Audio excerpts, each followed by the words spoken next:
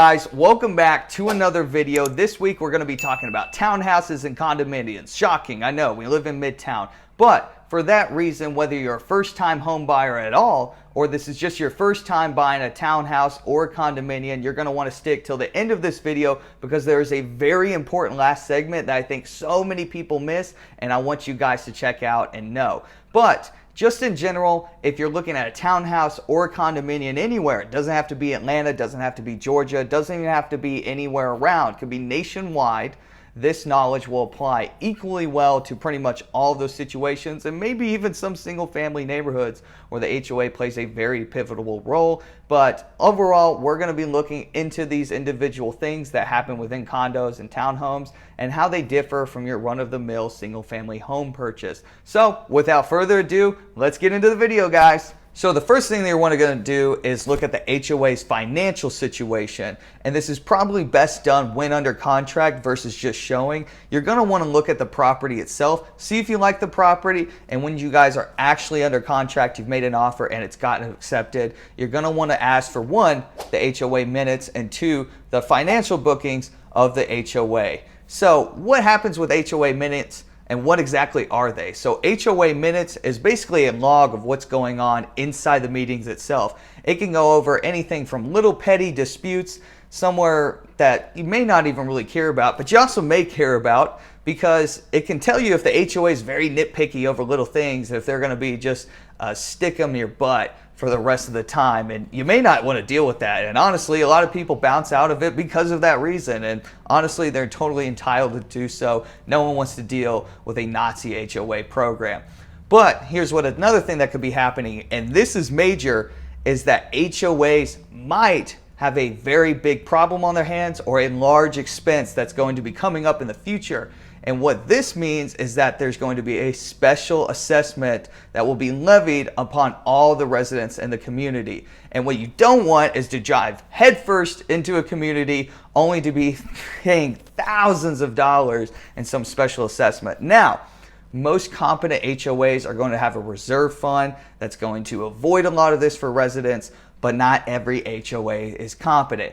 And if you're going to be diving in a cliff, and you look over and it's a rare occurrence still and you see everybody diving in and you want to dive into the water, but you don't know if there's sharp rocks in the water and you have a tool that allows you to look, you should probably look because it's a huge risk you could be taking. Yeah, it could be fine. Yeah, it's rare, but you don't want to be the one diving in head first when there's rocks right below. So make sure you take a look at the HOA minutes. Make sure you take a look at the HOA finances to make sure you're not getting yourself in one heck of a messy situation. Okay, so for the next part, we're going to get into the actual restrictions as far as the building restrictions and the renovation restrictions. And the reason we're going to get into this is especially so for townhomes. And I'm going to get into that reason a little bit later.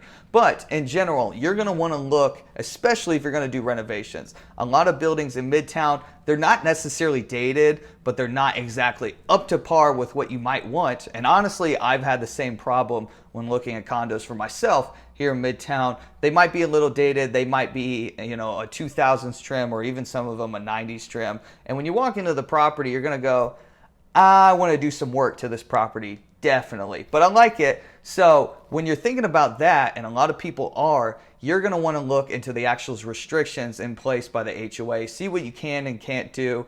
And for condominiums, this is almost never a problem. The reason being, most contractors know what is a problem, they know what is not a problem. They're actually going to probably check in with you, even under due diligence, before you guys even buy the property. And this is when you want to get this all done, obviously.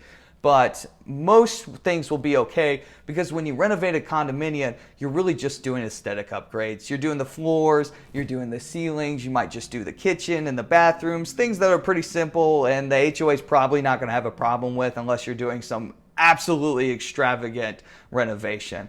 That being said, where people tend to get in trouble is with exterior upgrades. And this happens a lot more with townhomes than it does with condominiums. People like to do things like update their side plot or even pour concrete into their side plot and make a little kind of outside area, or they'll put something like a jacuzzi on the back porch and have this, have it in this weird way, or they'll update the back porch and structurally change it, or they'll repaint the property, or they'll redo the outsiding, and the HOA will absolutely almost always have a fit when you do something like that for various reasons. But people tend to get in trouble more with renovations when it comes to townhomes than when it comes to condominiums. But always take a look at it, because some places are weirder than others. Some places are more strict about certain things. So you're going to know, just like the finances, what you're getting yourself into, what the restrictions are, and what you have in mind for renovations before you buy the property.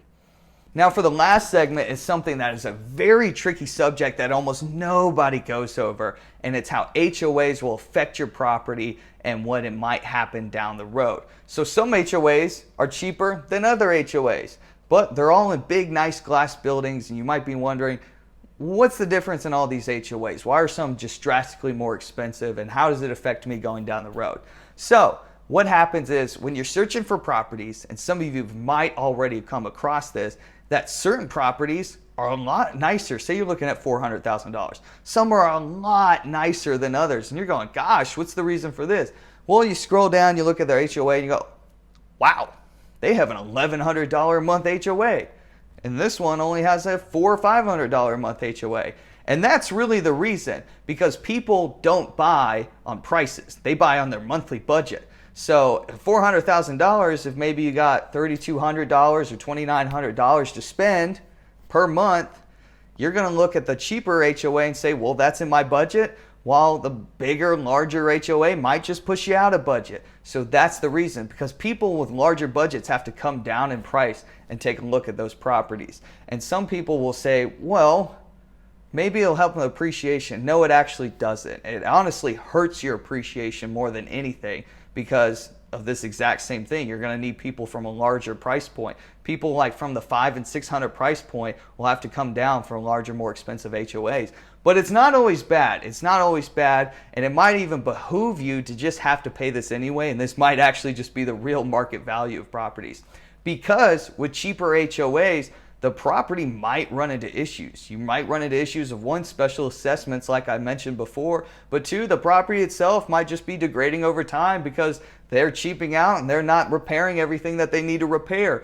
Whereas the more expensive HOAs are repairing everything they need to repair. And you kind of have to make a subjective analysis of this and look at the property and kind of see what they're doing and how you feel about it. Because some HOAs, they're just going to take your money, stick it in the reserve fund, and it's just basically a cash flow for some big old corporation. Whereas others will genuinely put care into the property, and you know that, yeah, I'm paying a large HOA, and yeah, it might hurt my resale value, but ultimately, I'm getting a very high quality place. They've done everything. They've done work to the property. The property is always in pristine condition. The people working there are always very nice, and that can matter a lot. So it's something that you actually have to sit down and think about, and it makes the whole process a lot more complicated. And this is ultimately what makes it so much more different than just buying a single family home, and ultimately why, wink wink, you should have a real estate agent who is very well aware of these things and will make sure you can go through the process and you don't have to worry about a thing. So with that being said, guys, this is kind of how things work in Midtown Atlanta. If you're living in the business district, this is going to apply a lot more. This might apply just a little bit inside the Garden District of Midtown, which is the area just south of Piedmont Park, because there are a few little multifamily buildings there, but ultimately this video is going to apply for you people living in the business district of Midtown. But ultimately, like I said before, it could apply just as well to areas in downtown, Buckhead, Sandy Springs, Alpharetta, pretty much anywhere where you're going to have close communities with townhomes or condominiums. So hope you guys enjoyed the video, and until next week, have a good one.